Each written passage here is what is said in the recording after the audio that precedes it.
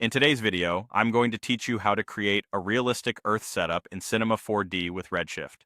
We'll begin by setting up the scene so Redshift handles all the lighting and shading. Open your render settings and switch the renderer to Redshift. This ensures the materials and lights we add behave physically and render efficiently. Next, add a Redshift dome light and load a starfield image as the background. This gives you a believable space environment and subtle ambient light. Rotate the dome to place the star field where you like and tweak the exposure if it's too bright or dim. Then add a physical sun. This directional light will define the day-night terminator on Earth and give you that crisp, believable rim light in space. Keep the intensity modest at first, you can fine-tune later.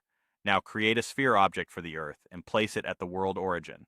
Apply a Redshift standard material and load your Earth textures. Plug the albedo map into the base color to establish the continents and oceans.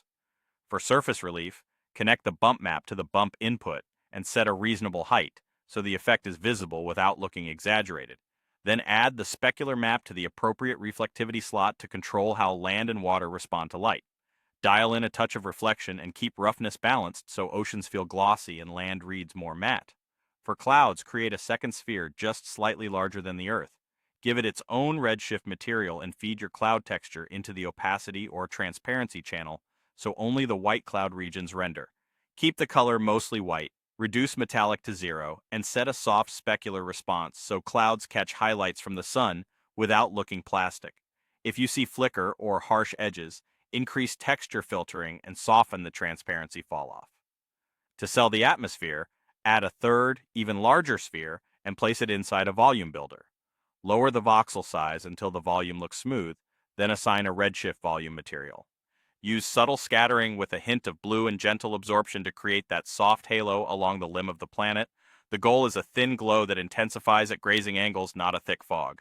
At this point, your scene has a starfield dome, a physical sun, an Earth sphere with proper textures, a cloud shell with transparency, and an atmospheric volume. Tweak intensities, color balance, and material values until the lighting feels cohesive, then render a preview to check the look.